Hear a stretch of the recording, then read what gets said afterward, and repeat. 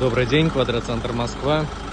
Очередная отгрузка квадроцикла Nord на двигателе 1.8, 1ZF 149 сел.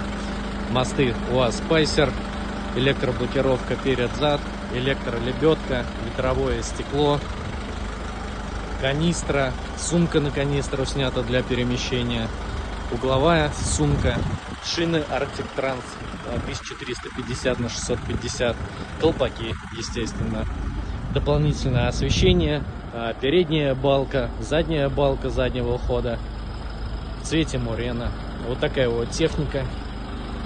Уезжает у нас в Сергиево-Посадский район, будет радовать покупателя и приносить много удовольствия, экстрима, адреналина.